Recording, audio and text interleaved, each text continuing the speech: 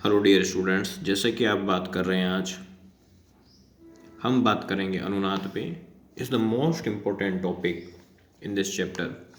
अनुनाद एक बहुत ही ज़्यादा इम्पोर्टेंट टॉपिक है और ये जो टॉपिक है वो LCR परिपथ के लिए लागू होता है, फर्स्ट बात। दूसरी बात, जब XL प्रेरणिक प्रतिघात और XC प्रेरणिक, यानी ये तो प्रेरणिक प्रतिघात और दूसरा आता है धारतीय प्रतिघात, दोनों परस्पर बराबर हो जाते हैं, जिससे जो कुल प्रतिघात होता है वो कितना आ जाए, यहाँ पे 0। कितना आ जाए, 0। तो ये इसकी अनुनाद की कंडीशन होती है। अनुनाद में प्रतिबाधा जो होती है, मैं किसकी बात कर रहा हूँ, प्रतिबाधा। जो घटकर, प्रतिबाधा का मतलब है Z, जो घटकर प्रतिरोध के तुल्य हो जाती हैं। किसके तुल्य हो जाती हैं, प्रतिरोध के तुल्य हो जाती हैं। ये एक रेजोनेंस की कंडीशन है। फिर उसके बाद में अनुनाद में प्रतिबाधा न्यूनतम जब होती है, जब कम होती है, जब जो करंट होता है, जब प्रतिबाधा घटकर कम हो जाती है, न्यूनतम हो जाती है, तब धारा क्या होता है बेटा, धारा का मान अधिकतम हो जाता है। किसका मान अधिकतम हो जाता है, धारा का। तो I maximum is equal to EZ minimum. तो ये कंडीशन आपको पता होनी चाहिए। आगे बात दिमाग के अंदर यहाँ पे ये आपको ध्यान रखना है। मान लो कि यदि मैं रेजोनेंस की बात करूँ और इसके अंदर जो मैग्नीट्यूड हैं, जो कला कोण हैं, यदि वो शून्य है, इसका मतलब ये है कि XL बराबर है किसके, XC के बराबर है। हेलो, पता चल रहा है कि नहीं चल रहा मैं क्या कहना चाहता हूँ। ये प्लस का है, इधर आएगा तो कैसा हो जाएगा, माइनस का हो जाएगा यहाँ पे, ठीक है। और हम ये भी जानते हैं कि I is equal to E/√R² plus XL minus XC का स्क्वायर। ये हम फॉर्मूला हम पीछे डेरिवेशन में देख चुके हैं। अब इसके बाद डियर स्टूडेंट्स, मान लो ये 0 हो जाए तो हम बात करेंगे √R² प्लस 0। तो हम देखें तो I is equal to E/R। यहाँ तक मेरे किसी मित्र को दिक्कत नहीं होनी चाहिए। मुझे पर्टिकुलर वे से I मैक्सिमम चाहिए, तो हम क्या बात करेंगे, EZ मिनिमम, जो किसके बराबर होगा, E/R के बराबर होगा।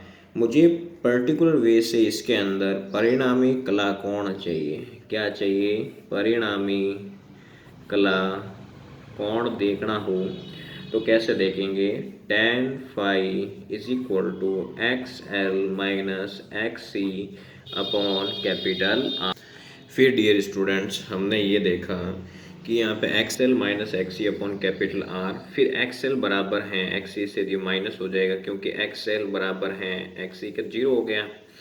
तो tan phi is equal to 0, तो phi is equal to tan inverse 0, जिससे हमारे पास जो phi है वो कितना आ गया, 0 डिग्री आ गया। कितना आ गया, 0 डिग्री आ गया। अब इसके बाद यदि मैं आगे केस बना के और देखूं तो केस में कैसे, जैसे अनुनादी आवर्ती में बात करूं मैं, अनुनादी आवर्ती, तो अनुनादी आवर्ती देखूं मैं, अनुनादी आवर्ती, तो उसमें कंडीशन क्या है, XL बराबर है XC से। यहाँ पे क्या है, XL बराबर है XC से। तो XL को मैं क्या लिख सकता हूँ, ओमेगा L, और XC को मैं क्या लिख सकता हूँ, ओमेगा C। ओमेगा उधर जाएगा, ओमेगा स्क्वायर, L नीचे आ जाएगा, ठीक है। स्क्वायर है तो ट्रांसफर होगा 1/√LC।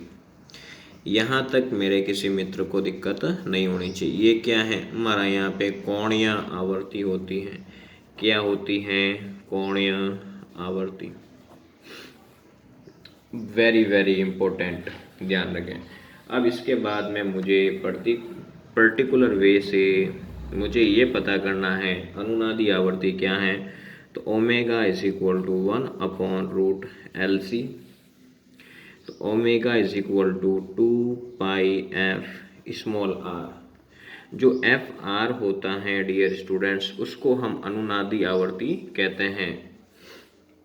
तो मैं यहाँ लिखूँगा 2 पाई एफ स्मॉल आर 1/√LC, ठीक है।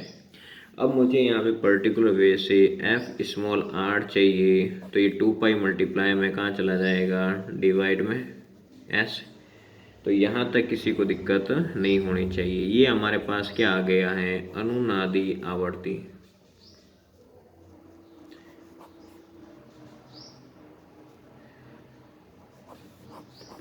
आगे बात दिमाग के अंदर यहाँ पे। धन्यवाद।